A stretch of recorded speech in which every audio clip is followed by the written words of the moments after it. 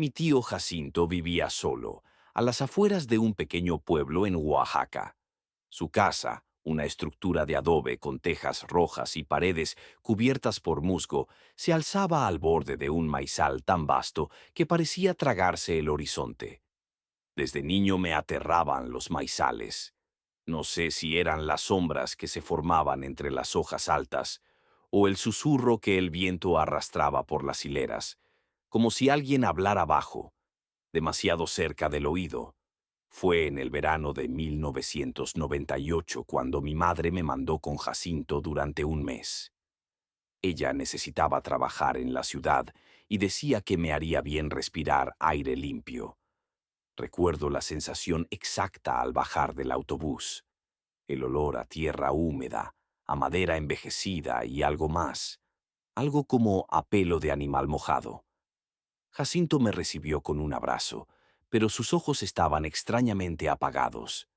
Aquí las noches son largas, fue lo único que me dijo al llegar. Las primeras noches no dormí bien. La cama crujía con cada movimiento y el canto de los grillos se interrumpía de repente, como si algo los silenciara. La cuarta noche escuché algo diferente. Un murmullo. No era humano. Era más como una voz rasposa, arrastrando las palabras, como si vinieran de muy lejos, o de entre las milpas. Me levanté con sigilo, intentando no despertar a Jacinto. La ventana del cuarto daba al maizal, y aunque no había luna, podía ver claramente las plantas agitándose, pero el viento no soplaba. Ahí, entre las hojas, una silueta se dibujó por un segundo. Alta, flaca, desproporcionada, como si los brazos fueran demasiado largos. Me paralicé. El murmullo aumentó, repitiendo una misma frase que no logré entender. Corrí a la cama, me cubrí con las cobijas y no abrí los ojos hasta el amanecer. Jacinto no dijo nada durante el desayuno. Solo me miró y dijo: «No salgas al maizal después del anochecer. Aquí las cosas viejas caminan cuando el sol cae». Pensé que era una de esas supersticiones de pueblo, hasta que encontré la nota.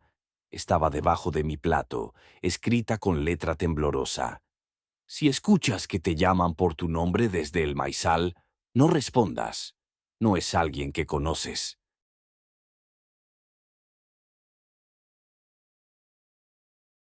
Después de aquella nota, mis noches se volvieron un infierno.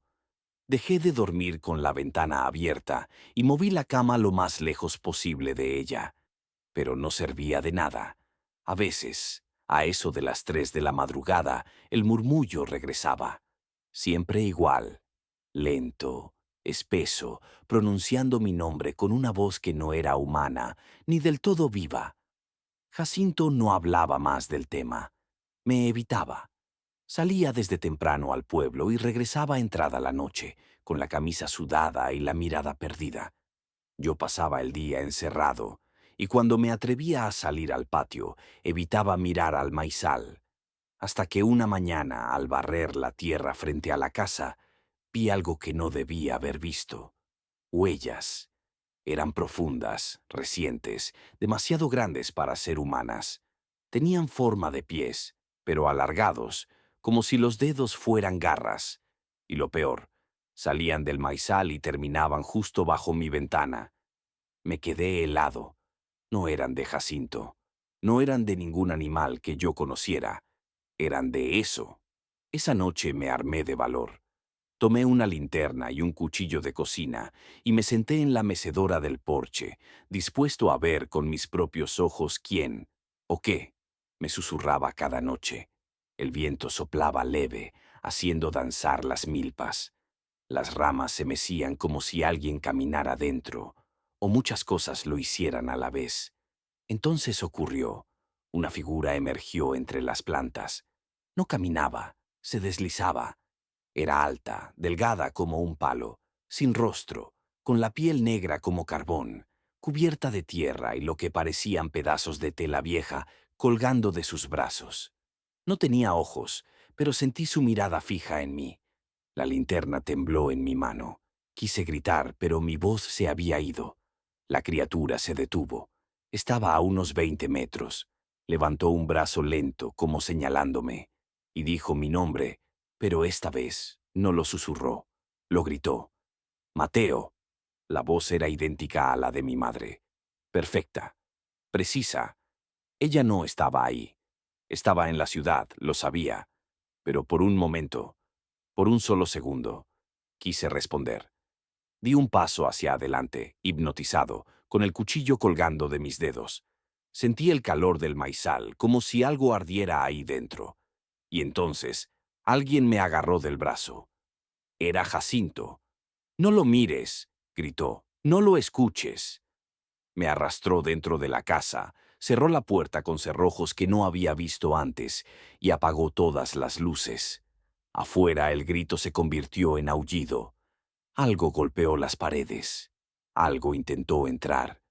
Las ventanas se empañaron solas y el susurro regresó, esta vez multiplicado, como si 100 voces me llamaran al mismo tiempo. Esa noche no dormimos. Jacinto preparó algo con hojas secas y lo quemó en el centro de la sala. Murmuraba oraciones antiguas, en zapoteco. Me dijo que la sombra solo aparecía cuando alguien joven llegaba a la casa, que no era la primera vez, que tampoco sería la última, y que si quería vivir, debía hacer algo que odiaría, enterrar algo en el maizal, algo que tuviera mi sangre. Antes del amanecer, Jacinto me entregó una pequeña caja de madera tallada. Estaba vieja, manchada, envuelta con una cuerda que parecía más un amarre ritual que un simple lazo. Dentro había una figura hecha de maíz seco, atada con hilos rojos.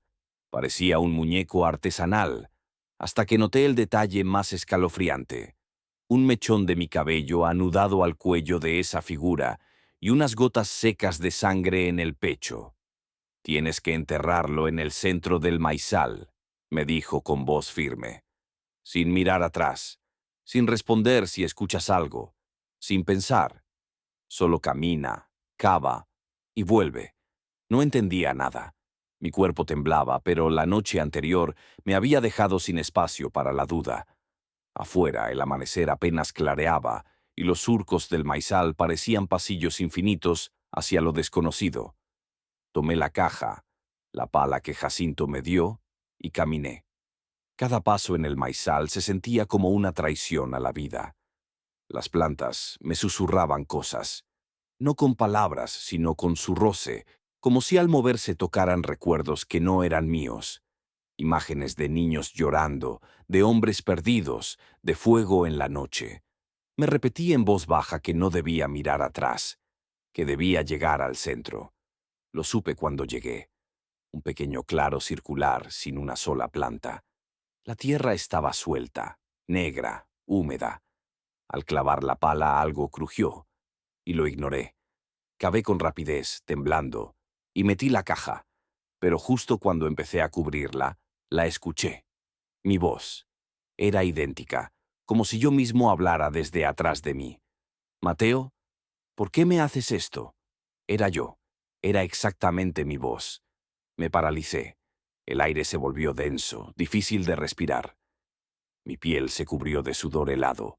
La voz volvió a hablar, pero esta vez lloraba. «No quiero estar solo. No cierres la caja. No me entierres». Sabía que era una trampa. Jacinto me había advertido.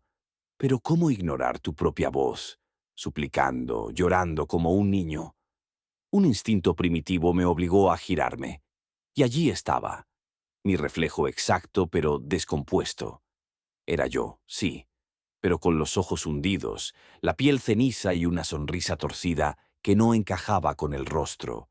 El otro yo no tenía sombra. Flotaba levemente sobre el suelo, y en sus brazos colgaban trozos de lo que parecían otros rostros, como si los hubiera arrancado de alguien y se los guardara como trofeos. Corrí. No sé cómo lo logré, pero salí del maizal entre tropiezos y gritos ahogados. Atrás, la criatura gritaba, pero su voz se transformaba. Pasaba de ser la mía a la de mi madre, a la de Jacinto, a la de un niño. Y luego algo que no puedo describir.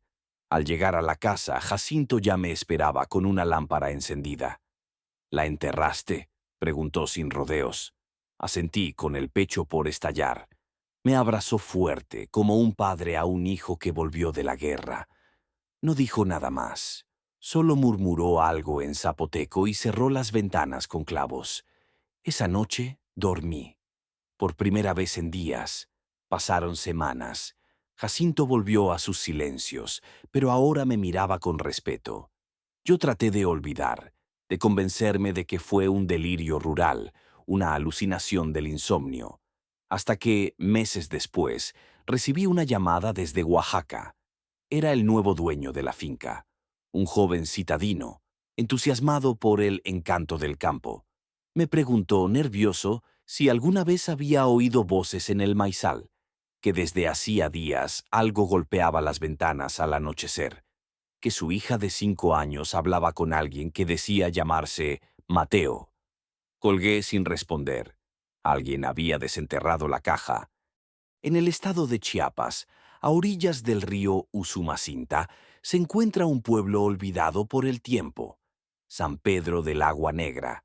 Pocas casas, caminos de tierra y una neblina densa que, dicen los ancianos, nunca se disipa del todo, ni siquiera bajo el sol más fuerte. Allí me enviaron como médico rural, un programa del gobierno que asignaba doctores jóvenes a zonas marginadas. Me llamo David Ortega, y esta historia no está en mis registros clínicos, pero la recuerdo cada madrugada, cuando me despierta el sonido del río, aunque ya no viva cerca de él. Los primeros días en San Pedro fueron tranquilos. La gente era reservada, casi huraña. Me costó que confiaran en mí, pero poco a poco me fueron recibiendo, trayéndome pan, fruta, incluso aguardiente. Solo había un tema que todos evitaban: el río. Bastaba mencionarlo para que las caras se ensombrecieran. Una tarde le pregunté a doña Teodora, la curandera del pueblo, por qué todos evitaban bañarse o pescar en sus aguas. «Ese río no es para humanos», dijo mientras desmenuzaba hojas de ruda. «Tiene dueño». ¿Dueño?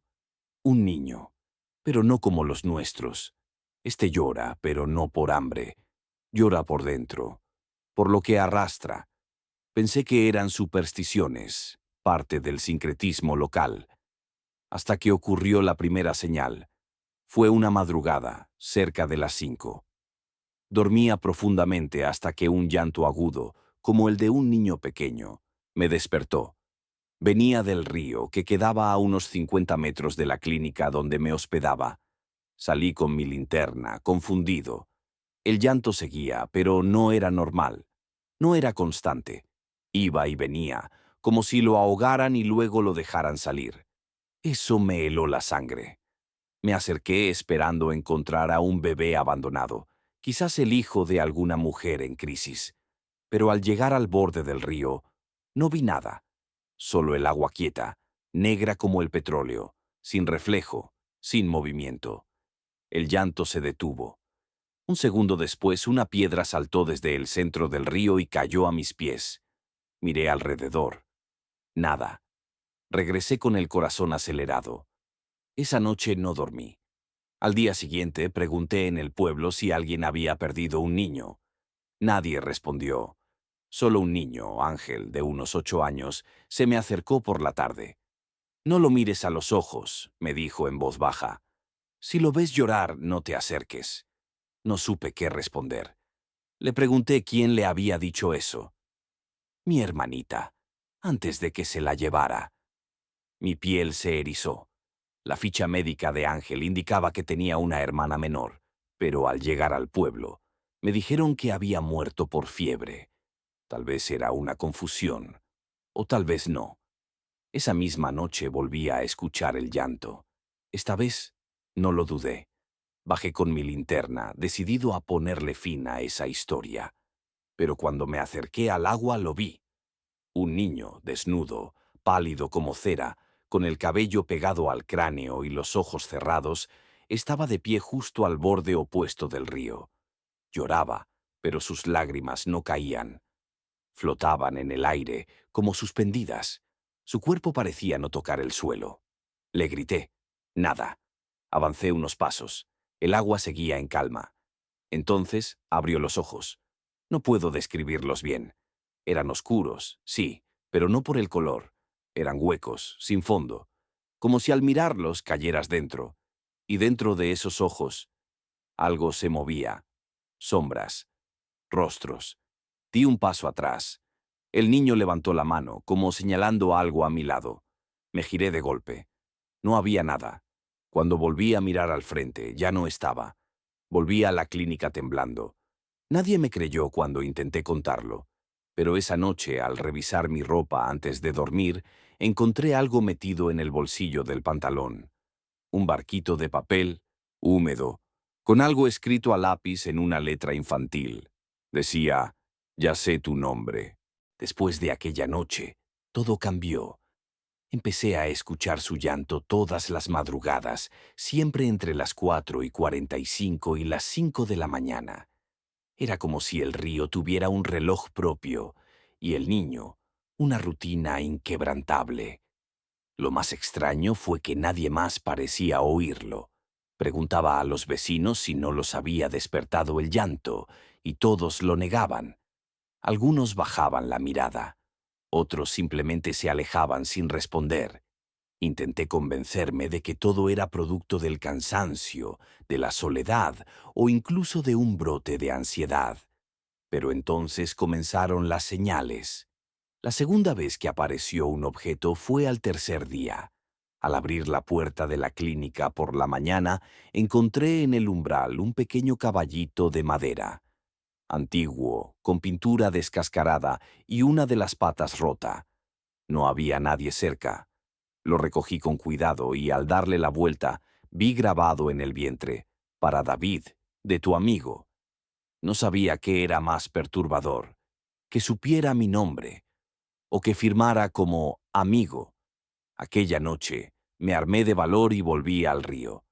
Llevaba una lámpara más potente y una cámara de fotos con la esperanza de documentar algo. Me escondí entre los arbustos y esperé, envuelto en una manta. El frío era húmedo, penetrante. El llanto comenzó puntual, suave como un quejido. Luego creció hasta hacerse insoportable, como si el agua misma gimiera. Entonces lo vi otra vez. El niño emergió del río sin hacer una sola ola. Caminó sobre la orilla opuesta, esta vez con un muñeco de trapo en las manos. Lo sostenía como si fuera un trofeo. Se detuvo, me miró directamente. Sí, me miró, y dejó caer el muñeco al agua. La corriente lo trajo hasta mí, y cuando lo recogí, descubrí algo aterrador. Era un muñeco hecho con la bata médica que había perdido la semana anterior, cosido con hilo rojo y con 2 botones negros como ojos. En su pecho, bordado con letras torcidas, decía, «Ya casi estás listo». Esa noche no dormí. El miedo me carcomía desde adentro.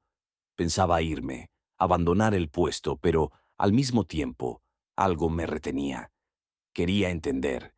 Quería saber qué quería ese niño, o lo que fuera. Comencé a investigar.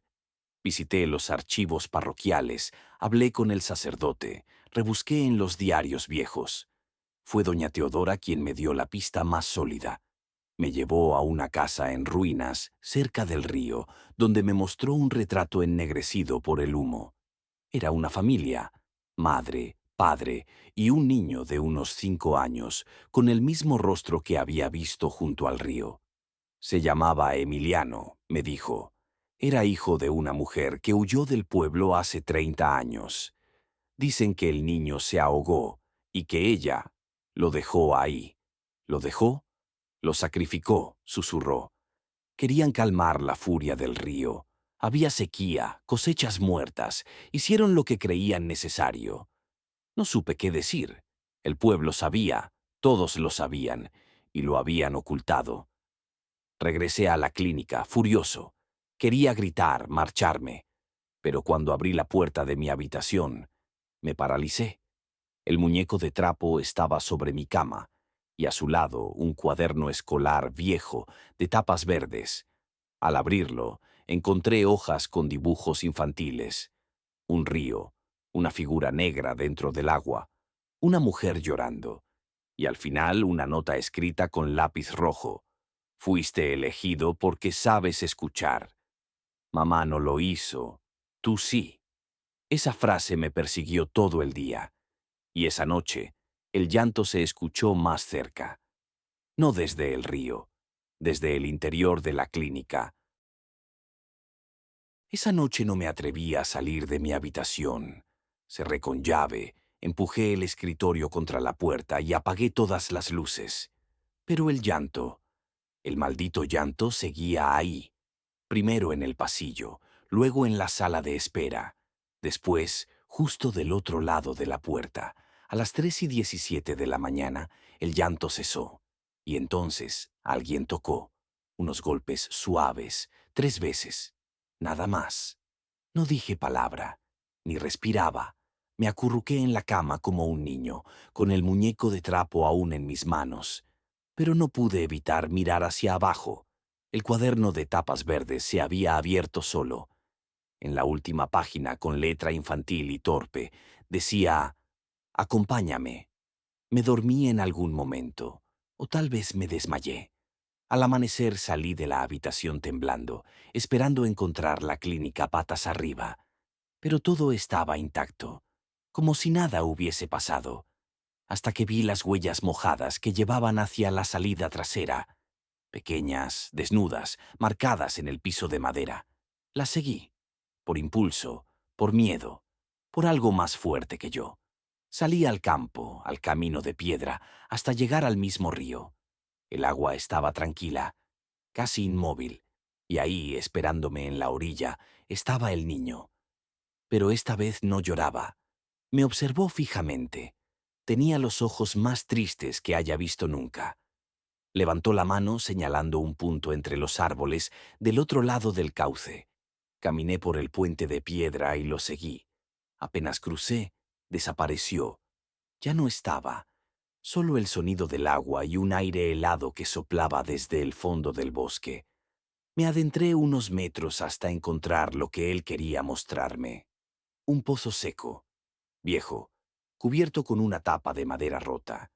A su lado un árbol con una cruz clavada en el tronco. No tenía nombre, solo una fecha: 1993. Miré dentro del pozo, y entonces lo entendí todo.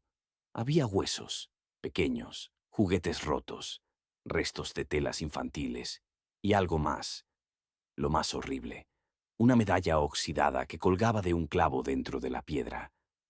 Reconocí ese símbolo. Era el mismo que colgaba del cuello del cura del pueblo. Volví corriendo. Entré a la iglesia sin pedir permiso, buscando al padre Domingo. Lo enfrenté, le conté lo que vi. El viejo sacerdote bajó la mirada, y entonces lo dijo, con voz hueca: «Fue un pacto. Para salvar la cosecha, dijeron que él no sufriría, que era mejor un niño que 100 muertos por hambre. Y lo dejaron ahí. Todos callamos. Todos somos culpables. La rabia me consumió. Quise gritar, denunciar, hacer justicia. Pero cuando regresé al pozo ya no estaba. Solo quedaban ramas, piedras, como si jamás hubiera existido. Y esa noche, el llanto volvió. Pero esta vez no venía del río. Venía de dentro de mí, porque en sueños lo vi una última vez. Me tomó de la mano y me dijo: «Gracias por escucharme. Ahora ya sabes la verdad, pero ellos no deben olvidarla». Al despertar, el cuaderno estaba otra vez a mi lado. Había una última página escrita: «La próxima vez, elegiré a otro». Desde ese día dejé el pueblo. La clínica cerró, pero a veces, muy de madrugada, en lugares donde corre el agua, escucho un lamento lejano, como un eco que no se apaga, como un recuerdo que nunca muere, y sé que él sigue buscando. En lo alto de una colina, a las afueras del pueblo de San Andrés de las Montañas, se alzaba una construcción que nadie se atrevía a habitar. Tenía el aspecto de una vieja hacienda abandonada, con tejas rotas, ventanas sin vidrio y la pintura de las paredes devorada por el tiempo. Pero lo que más llamaba la atención era su fachada. Una docena de cruces de madera clavadas en la pared principal, justo debajo de los balcones. Cruces viejas, ennegrecidas, algunas torcidas como si llevaran allí siglos. Nadie sabía quién las había puesto ni por qué. Los niños del pueblo decían que cada cruz era una advertencia, una señal de que alguien había entrado y no había salido. Por eso le llamaban la Casa de las Cruces, y no faltaban los rumores. Apariciones nocturnas, gritos sin origen, luces encendidas sin explicación. Pero en realidad nadie se atrevía a comprobarlo. Nadie, hasta que llegó Marta. Marta era arquitecta y venía de Ciudad de México.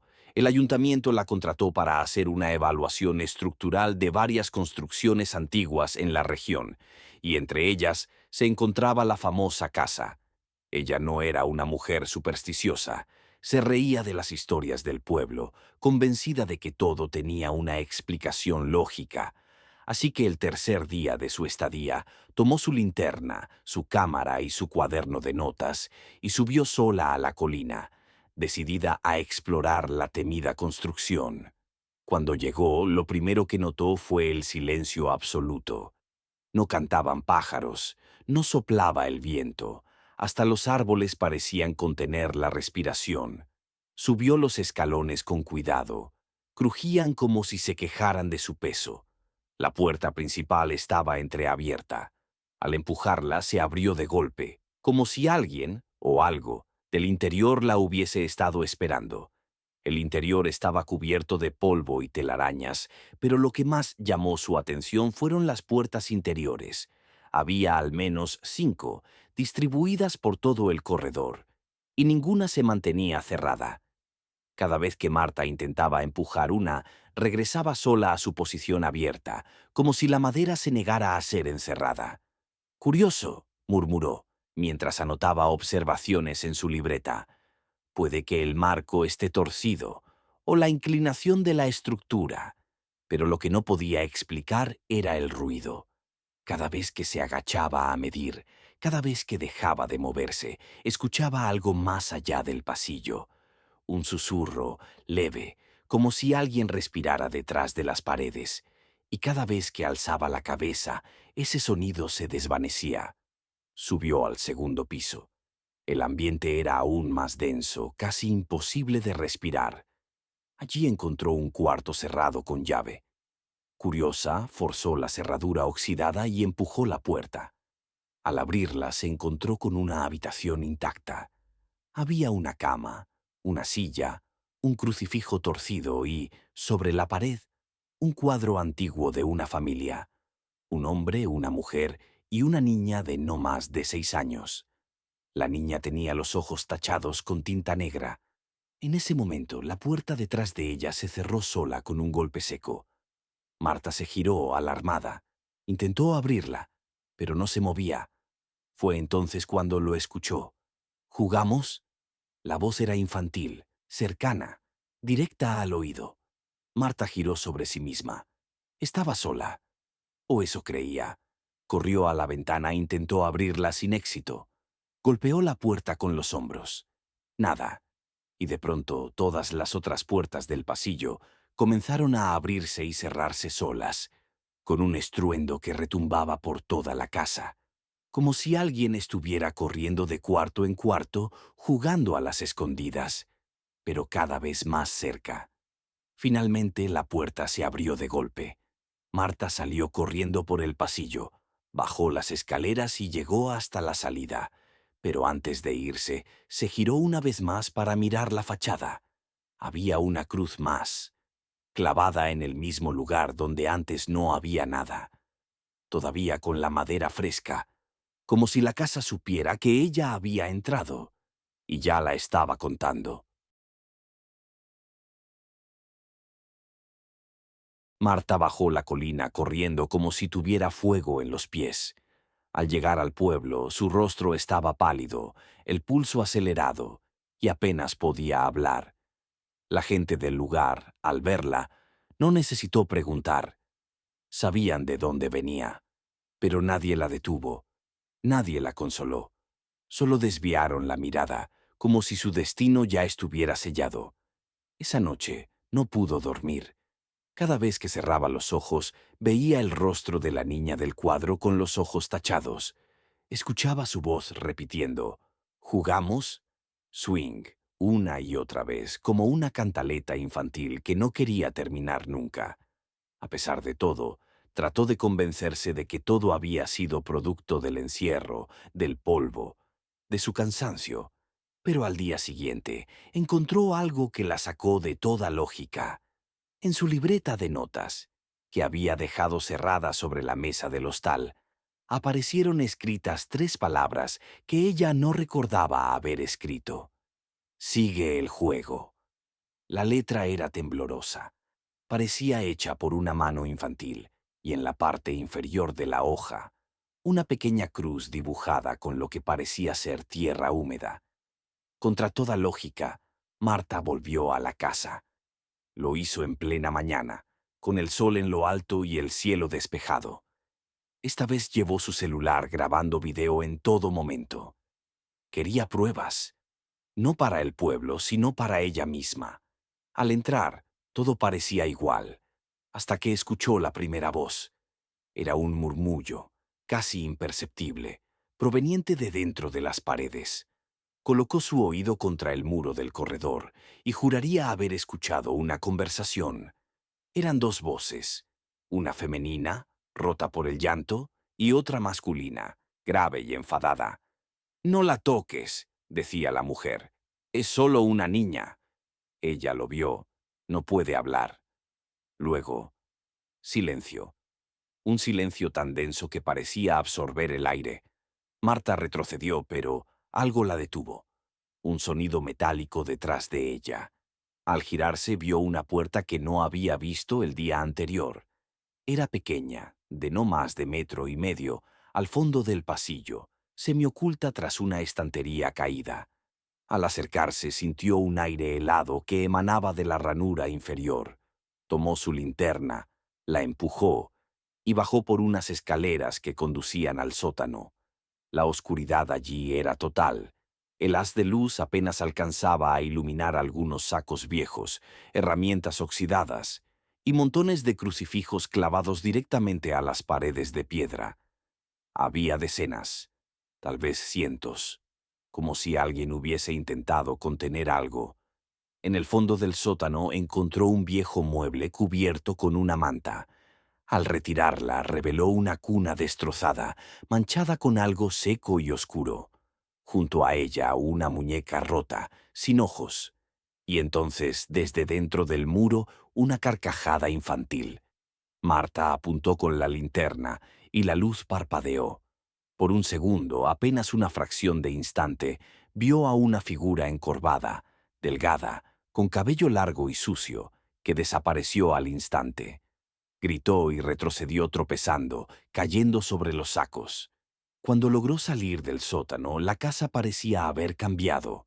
Las puertas se movían solas. Las paredes crujían con una respiración propia. Era como si estuviera viva. Y vigilándola. Corrió al pasillo principal, pero al pasar frente a un espejo agrietado, se detuvo. Algo llamó su atención. Reflejado en él. No estaba sola. Detrás de ella, muy cerca, estaba la figura de la niña del cuadro. Cabello enmarañado, ropa antigua y el rostro cubierto de tierra. Sus ojos, tachados por tinta en el retrato, ahora eran 2 huecos negros, profundos, vacíos. Marta se giró de golpe, pero no había nadie. Y al mirar nuevamente el espejo, estaba roto. No aguantó más. Huyó por segunda vez. Ya en el pueblo intentó mostrar el video a la gente, pero su celular, que había estado grabando sin parar, estaba vacío. Todos los archivos aparecían corruptos. Todas las grabaciones borradas. Esa noche, antes de intentar dormir, escuchó pasos en la azotea de su hostal. Luego el susurro, otra vez. Sigue el juego. Marta ya no sabía si lo que vivía era real o parte de un colapso mental, pero algo dentro de ella le decía que aún no lo había visto todo. Esa casa no solo estaba maldita, estaba esperando algo. El tercer día amaneció con un cielo completamente cubierto. El calor húmedo se mezclaba con un viento irregular que soplaba como si respirara.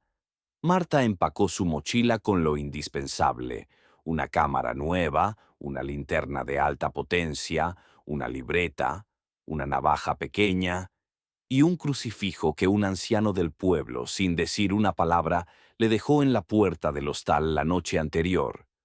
Volvió a la casa por última vez, pero esta vez no entró sola. Un perro callejero la siguió desde la plaza del pueblo. Era flaco, con cicatrices visibles, pero tenía una mirada firme. Marta no lo espantó. Algo en su instinto le decía que iba a necesitar compañía.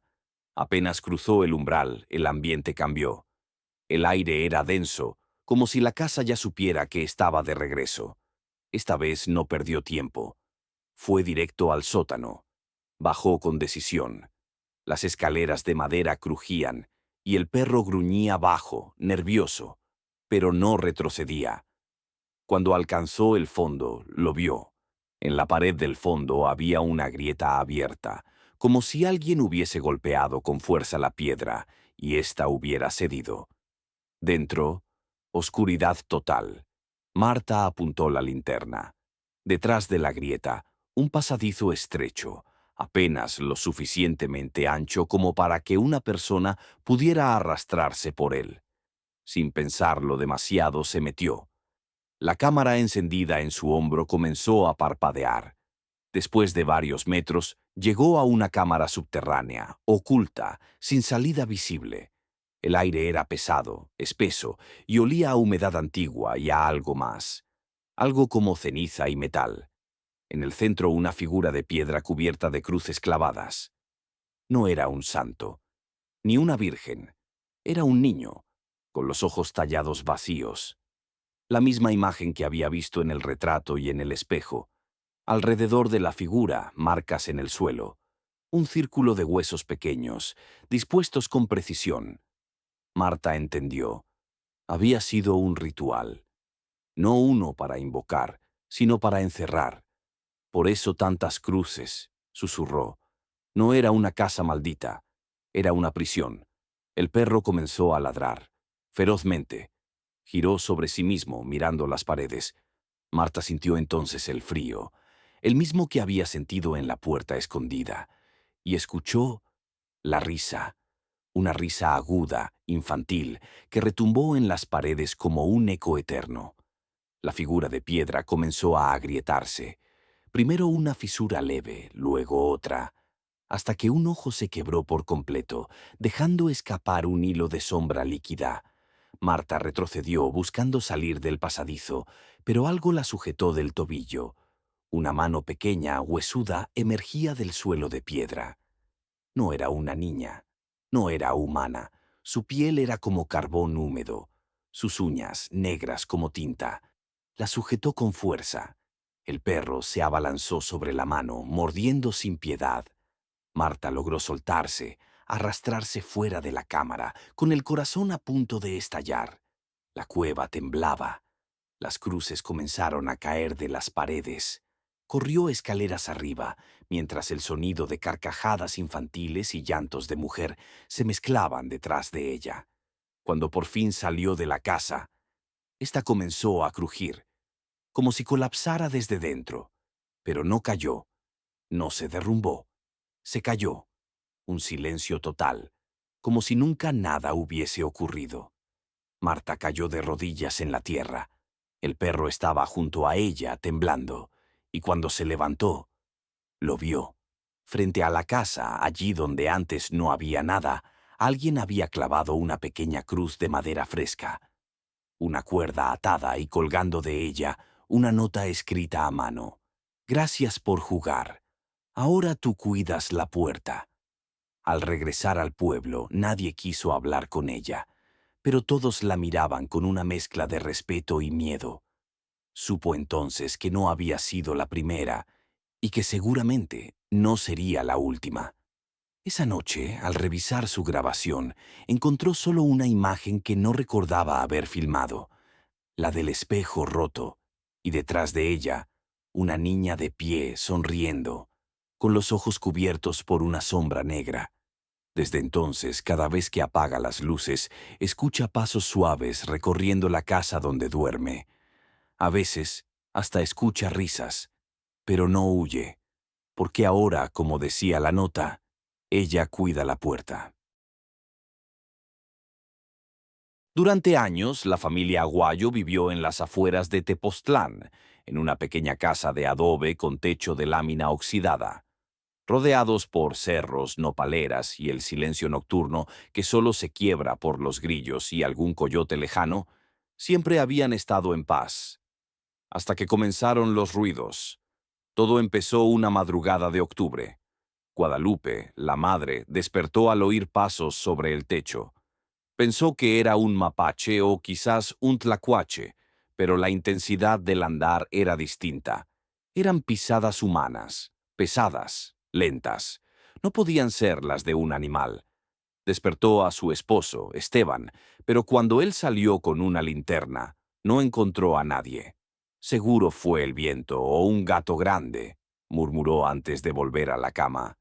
Sin embargo, esa misma noche, los pasos regresaron, no corriendo, sino caminando, una y otra vez sobre las láminas, como si alguien inspeccionara cada rincón del techo.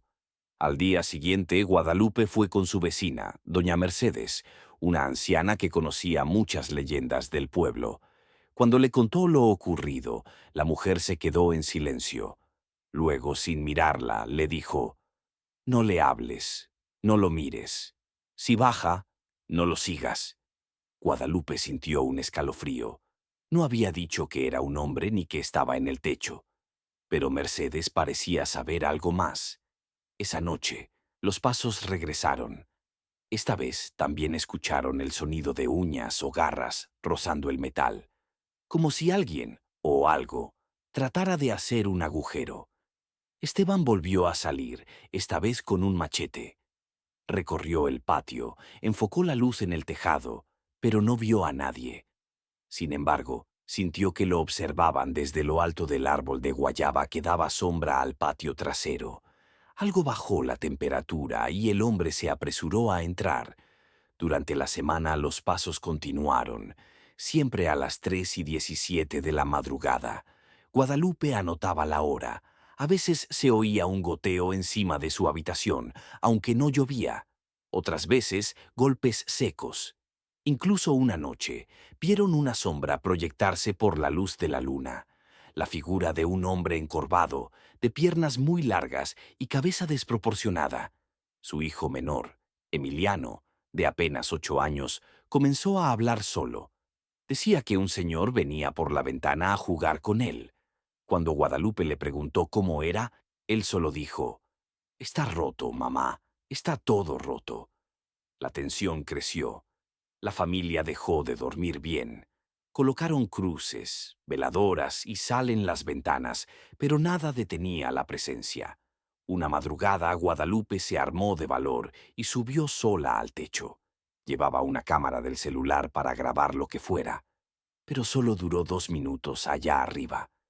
Bajó temblando, con los ojos desencajados, sin pronunciar palabra. Cuando Esteban revisó el video, solo se escuchaba la respiración agitada de Guadalupe y una voz susurrante, apenas audible, que repetía: «Dijiste que no mirarías. Dijiste que no mirarías». Esa noche los pasos no se detuvieron, ni al amanecer, ni al mediodía. Las madrugadas en San Mateo del Olvido habían cambiado.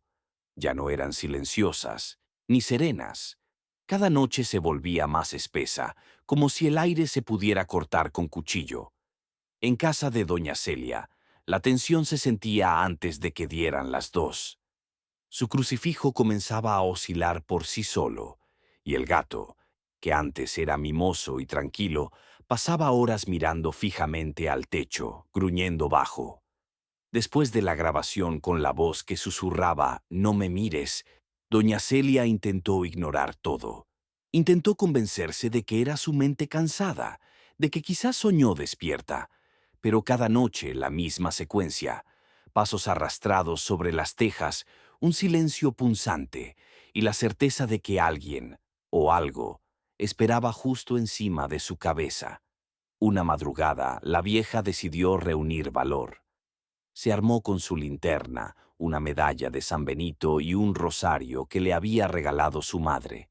Subió la escalera de madera crujiente que daba acceso al desván, con la esperanza de mirar el techo desde un ángulo más alto. Pero al abrir la trampilla, un olor fétido y húmedo la hizo retroceder. No era humedad normal, era algo rancio, casi como carne podrida mezclada con tierra mojada. Aún así forzó la respiración y alzó la linterna. Nada. O eso creyó. En una esquina del tejado, justo donde las tejas se unen con la estructura de madera, notó un pequeño agujero. No recordaba haberlo visto antes. Parecía como si alguien, o algo, hubiera estado arañando desde afuera, desesperadamente, como si quisiera entrar. Esa noche no pudo dormir. Al día siguiente fue a ver a un anciano llamado don Efraín, quien vivía al final del pueblo.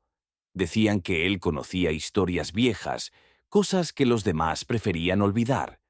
Cuando doña Celia le contó lo que sucedía, el hombre se quedó en silencio un largo rato. Luego murmuró con voz temblorosa: «Eso no camina, arrastra. Eso no es de este mundo. Tú no lo ves, pero él sí te ve, desde siempre». «¿Él? ¿Quién?», le dicen el que cae del techo. A veces solo camina, a veces se deja ver, pero cuando lo miras, te sigue, ya no te suelta. Doña Celia sintió un nudo en el estómago. Don Efraín le advirtió que no debía subir nunca más al techo y, sobre todo, que nunca intentara verlo de frente. Esa noche la anciana cerró cada ventana, cada puerta, y roció agua bendita en cada rincón de la casa. Se sentó en su sillón con las luces encendidas, rezando el rosario. El reloj marcó las 2:06. Luego los pasos comenzaron. Esta vez, más violentos. Como si se arrastrara con furia. Como si algo rascara el techo con uñas largas. Entonces, un golpe. Algo cayó al patio. Celia corrió hacia la ventana. No quería mirar, pero lo hizo. Lo que vio no era un hombre. Era una figura encorvada, de piel negra como carbón mojado, con extremidades largas y delgadas, los dedos como ramas secas y una cabeza desproporcionada. No tenía rostro, pero brillaban unos ojos, dos puntos amarillos, sin párpados, que ardían en la oscuridad. La criatura la miró, o al menos eso creyó. Ella gritó, cayó de espaldas y el corazón le retumbó en los oídos como un tambor funerario. El gato bufó con desesperación. El aire se volvió más frío. Pero cuando volvió a mirar por la ventana, ya no había nadie. Al día siguiente encontró huellas en la tierra húmeda del patio. No eran humanas. Eran alargadas, con solo 3 dedos, como garras deformes. Nadie más en el pueblo las había visto jamás. Doña Celia supo que ya no estaba siendo visitada, estaba siendo acechada, y algo dentro de ella le decía que la próxima noche sería distinta. La tarde previa fue inusualmente silenciosa. En San Mateo del Olvido, ni los perros ladraban, ni los gallos cantaban. El cielo se cubrió de una neblina espesa, aunque no había pronóstico de lluvia. Era como si el pueblo entero supiera lo que iba a pasar, como si algo ancestral se acercara, descalzo y en silencio. Doña Celia no salió de su casa. Cerró todas las cortinas, clavó madera en las ventanas y colocó sal en las esquinas de cada habitación, como le indicó don Efraín en una nota que le hizo llegar por un niño. En la nota también decía: «Esta noche no corras, no hables, no mires al techo». Pero la ansiedad era insoportable. El corazón de la anciana latía tan fuerte que podía oírlo en sus oídos. Encendió veladoras, una tras otra, hasta que la sala se llenó de luces temblorosas. Rezó y rezó, hasta que el reloj marcó las 2:06. Los pasos sobre el techo no tardaron en llegar. Primero fueron suaves, casi sutiles, pero luego se volvieron urgentes, como si algo reptara en círculos sobre la casa. En una de las esquinas las tejas comenzaron a crujir, como si algo presionara con fuerza descomunal para entrar. El gato de doña Celia salió disparado por el pasillo y se escondió debajo del armario. Las luces parpadearon, y entonces llegó el golpe. Un estruendo seco, justo encima del dormitorio. Las paredes vibraron. Doña Celia no podía moverse. El miedo la había paralizado. Tenía los ojos clavados en el techo, aunque sabía que no debía hacerlo. La lámpara colgante comenzó a oscilar sola, y el sonido que vino después fue como una risa o un llanto. No era humano. Era un eco distorsionado, como si saliera de una garganta que no había nacido para hablar. Ella se cubrió los oídos. Entonces la escuchó. Una voz, dentro de la habitación, susurrando detrás de ella, tan suave que parecía acariciarle el cuello. «Ya me viste, ahora yo también quiero verte». Doña Celia giró bruscamente. No había nadie, pero la puerta del dormitorio estaba abierta, aunque recordaba haberla cerrado con llave. En ese momento, todas las veladoras se apagaron al mismo tiempo. La casa quedó envuelta en una oscuridad absoluta, y entonces se oyó otro golpe, no en el techo, debajo del piso, como si ahora estuviera dentro. El gato comenzó a maullar con un sonido lastimero, y desde el rincón más oscuro de la casa se escuchó un arrastre, lento, un año de garras contra el suelo. Cada paso hacia ella sonaba como un arañazo al alma. Celia corrió hacia la cocina, tomó una cruz de madera colgada sobre la estufa y gritó el Padre Nuestro con todas sus fuerzas. Entonces lo vio, una figura oscura, alargada, de pie en el umbral. No tenía rostro, pero los ojos amarillos seguían allí, fijos, como brasas encendidas en medio de un abismo. Su cuerpo se movía como si flotara, y al acercarse, dejó una estela de aire helado. Celia cerró los ojos y gritó, «Vete, en el nombre de Dios, vete». Y cuando volvió a abrirlos, ya no estaba. La casa estaba en silencio. La oscuridad seguía, pero todo se sentía vacío. Por la mañana los vecinos llegaron al oír los gritos nocturnos. Encontraron a doña Celia desmayada en el suelo. Respiraba, pero no hablaba. En sus ojos una mirada perdida, clavada en algún punto invisible del techo. Nunca volvió a ser la misma. Desde entonces, todas las noches a las 2:06, alguien jura oír pasos en su tejado. Aunque la casa está vacía, aunque nadie vive allí desde hace años. Dicen que si te atreves a mirar al techo justo a esa hora, él también te verá.